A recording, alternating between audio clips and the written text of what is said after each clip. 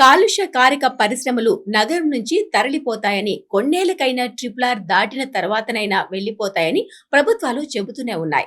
అయితే అవి వెళ్లిపోతాయో లేదో తెలియదు కానీ ప్రజల ప్రాణాలతో మాత్రం చెలగాటమాడుతున్నాయి. 25-30 ఏళ్ల నుంచి పాపం గాగిళ్లపూర్లో రైతులు రసాయన కాలుష్యంతో దారుణంగా ఇబ్బంది పడుతున్నారు.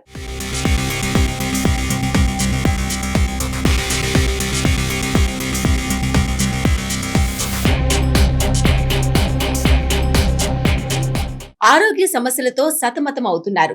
అయినప్పటికీ గత ప్రభుత్వాలు ఈ సమస్యను పట్టించుకున్న దాఖలాలు లేవు. ప్రతిరోజు రాత్రి కాగానే రసాయన కాలుష్యంతో అక్కడి ప్రజలు వాటిని పీల్చుతూ తరచూ అనారోగ్యానికి గురవుతున్నారు. ఇక్కడ బోర్లు వేసిన నీళ్లు మాత్రం ఎరుపు రంగులోనే వస్తున్నాయని, వాటి వల్ల పంటలపై ప్రతికూల ప్రభావం పడుతుందని ఆవేదన వ్యక్తం చేస్తున్నారు. RAG టీవీతో గాగిళ్లపూర్ స్థానిక రైతులు తమ ఆవేదనను పంచుకున్నారు.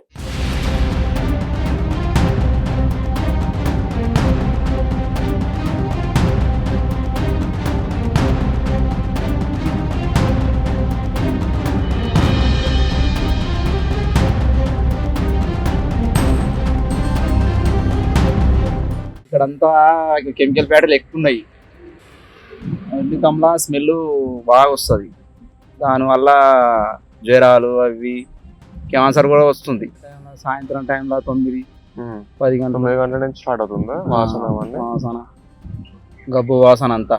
పోతారం చిల్లరకు ఇతరులు లగాంచిపోతాయి కెమికల్ నీళ్ళు. ఆ చిల్లరకు పోయి ఆగమాగం గోరు మేకలు తాగుతాయి, గోలగొడ్డు తాగుతాయి. అంత గలీజు ఉంది. పాపం అయిపోతుంది మొత్తం. మనుషులకు ఆగమాగం చూస్తారు. అయితే ఇక్కడ బోర్ వేస్తే మంచినీళ్ళు పడేయాలి. మంచినీళ్ళు పడేయని చెప్పి కెమికలే మొత్తం, కెమికల్ మొత్తం అంత మంచినీళ్ళు పడే ఏమన్నా మారుతుందా?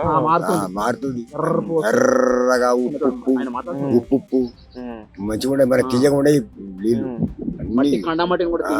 అంత కండమట్టిని కూడా అంత తినేస్తుంది. అంత కెమికల్. ఆ కెమికల్ బంద్ అయితే రాజ్యం మంచిగా అవుతుంది, మనం బతకగలుగుతాం. వర్షాకాలం ఎక్కువ